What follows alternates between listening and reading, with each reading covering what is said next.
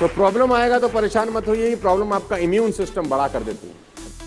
सबसे पहला तो मैं ये चाहता हूं कि हम सब लोगों को एक डेफिनेशन मैं ज़रूर बताऊं जिसको लोग लेकर बहुत पशोपेश में रहते हैं, और वो जिसको बोलते हैं LUCK। ये एक ऐसा टॉपिक है जिस पे हजारों साल से चर्चा हो रही है। ये आदमी सक्सेसफुल हो गया बिकॉज ये बहुत he is very successful because he is very lucky. तो लक शब्द उन लोगों के मुंह से खास तौर पे आप सुनते हैं जिन्होंने जिंदगी में कुछ खास नहीं किया है।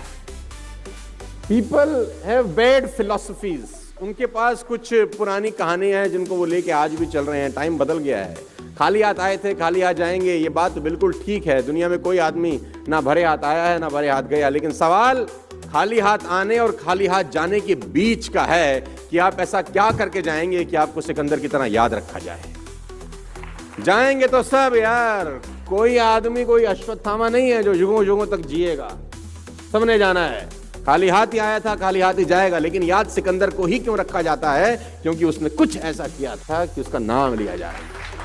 तो हम कुछ तो ऐसा करें कि हमारा नाम लिया जाए मरने के बाद। और सवाल तो ये है कि जिंदा भी लोगों का नाम नहीं लिया जा रहा, क्योंकि ऐसा कुछ उन्होंने किया नहीं। तो what is luck all about?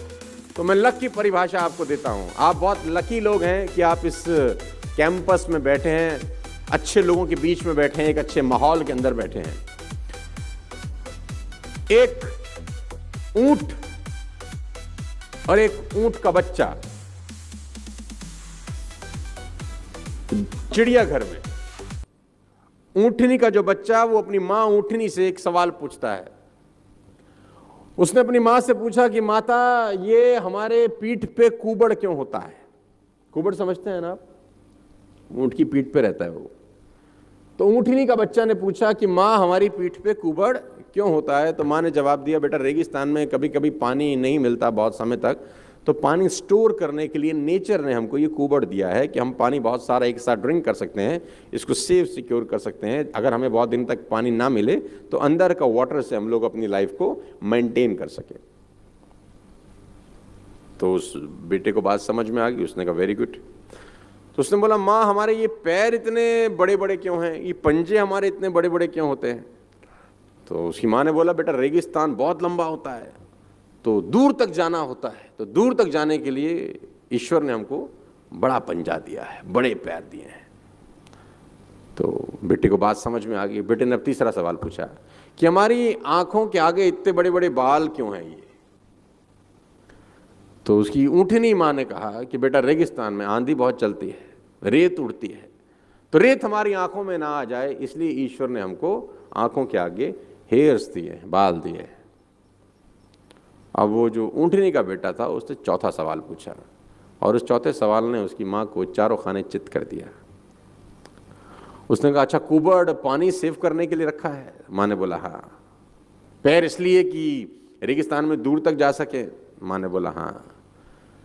आंखों के ऊपर बाल इसलिए कि आंखों में धूल ना आए, रेत ना आए? माँ ने बोला हाँ। तो फिर इस वक्त हम चिड़ियाघर में क्या कर रहे हैं? तो हम यहां क्या कर रहे हैं? आपके पास कितनी भी क्वालिटीज क्यों ना हो, अगर आप राइट जगह पर नहीं हैं तो आप लकी नहीं हैं। What is luck?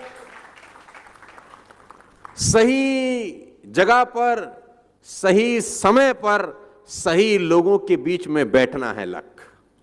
सही जगह पर सही समय पर और सही लोगों के बीच में बैठने को बोलते हैं लक।